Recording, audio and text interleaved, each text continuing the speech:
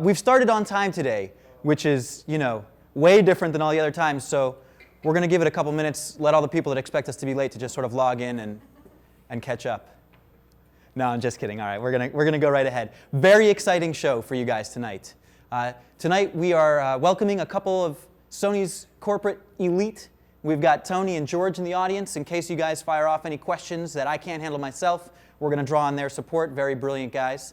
We're featuring two awesome cameras today. Number one is an AVC HD camera. Sony's proprietary system is the NXCAM. That's what they're calling it. So here we've got our HXR-NX5. And in the later segment, we're going to talk about this beauty here, Sony's high-definition studio camera. It's the replacement, the upgrade from the DXE D50s, or perhaps the little brother to the HDC 1500s. Again, it's the HXE100 high-definition studio camera system. Very exciting stuff. So we're going to get right on with it. We're going to start off with segment number one. We're talking about the HXR-NX5, Sony's NXCAM camcorder right here. It's pretty awesome. It's absolutely tiny, but it is jam-packed with some very severe features. Okay? And we'll step you through them one by one. First off, it's a 3 CMOS camera, 1/3 inch size chips. But they're not just regular CMOS chips. These are Sony's Exmor chips that are found in the EX line, the EX1, the EX3.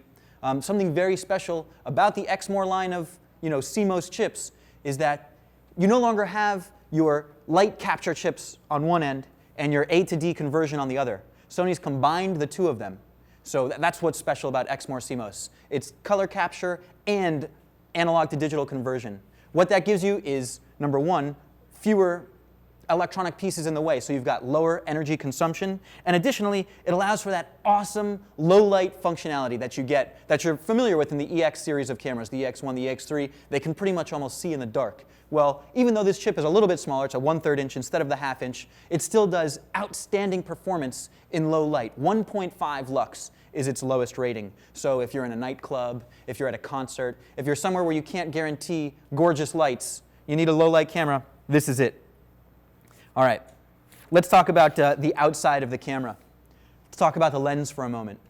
Number one, you're going to see the 3 professional dials that you want on your lens in a camera. You've got zoom, focus, which you're used to, but more importantly, iris. Iris is right here. It's on an actual physical dial on the ring, on the lens. It's pretty awesome. Now, these are not the same as that Fuji lens on the EX cameras. It doesn't start and stop at the tight and wide ends. It's what's called an infinity ring, but still, having the zoom and the focus and the iris right where your hand expects them, that's pretty important.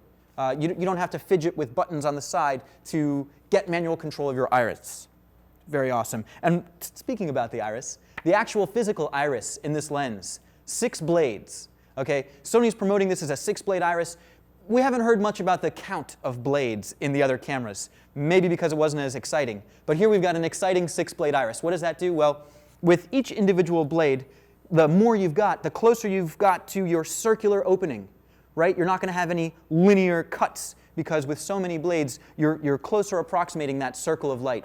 So you get a nice even light on your chips. Sony says that this allows for a nice blurry, out of focus background even before you put on your cinema lenses, even before you put on your lettuces or your Pro 35s. You're going to get a nice shallow depth of field aided by this 6-blade iris. Additionally, the lens is aspherical, okay? So the cut of the lens isn't just the same radius all around as a sphere. Why have they done that? Well, when you've got a spherical lens, you get what's known as chromatic aberration, right? So towards the outside edges of the lens, you're getting sort of rainbow effect because red lights, blue lights, green lights, these light waves, they're affected differently through the prism because they've got different wavelengths, etc. So towards the outside of the lens where that sphere, if you've got a spherical lens, towards the outside it's extremely exaggerated. And that's what leads to that, what they're calling chromatic aberration. Well, Sony has, this is a Sony lens, by the way, not a Fujinon, not a Canon. But this Sony lens was specially designed so it's not spherical, it's aspherical, meaning at the edges of the lenses, they've changed the concavity of the glass. All right, so you're always focusing right on that chip and it reduces the funny rainbow effect you get on a spherical lens. Chromatic aberration, achromatic aberration. These kinds of things, they haven't been eliminated, but extremely reduced compared to lenses of the same caliber that are spherical. Cool. Let's move on. Right next to the lens, I don't know if you guys can get a nice extreme close-up right here for me. Can anybody get in on that really tight? Yeah? Jonathan? Excellent. Check this out. It says TC, timecode. It's got a switch for in and out, and what you've got is an RCA connector.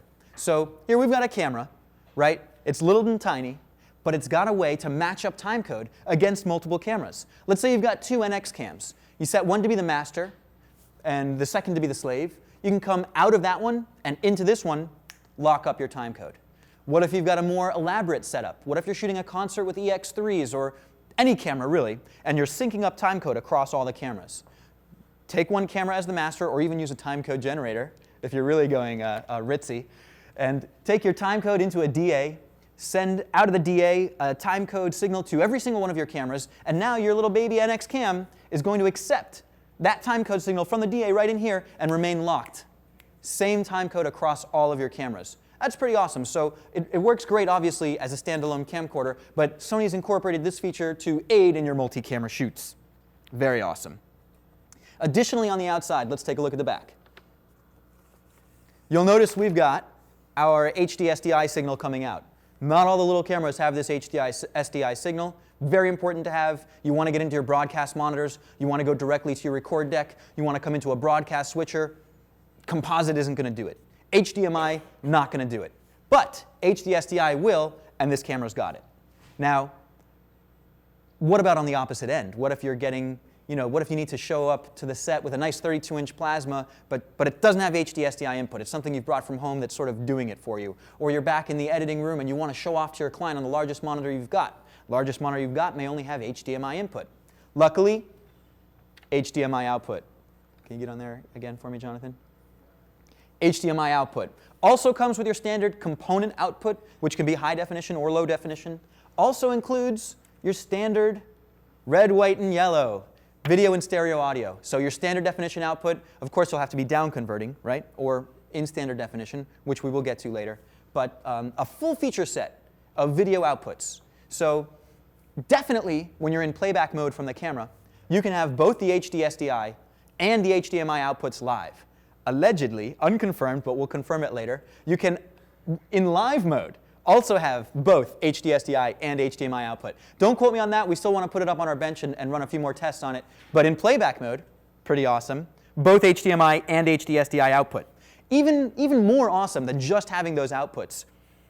Both HDMI and HD SDI will be a 422 color space, 10-bit, full raster output. Okay, so yes, we are going to get to the recording where you're actually compressing the signal, but the live output when you're in camera mode, 10-bit, 422, uncompressed. Pretty awesome.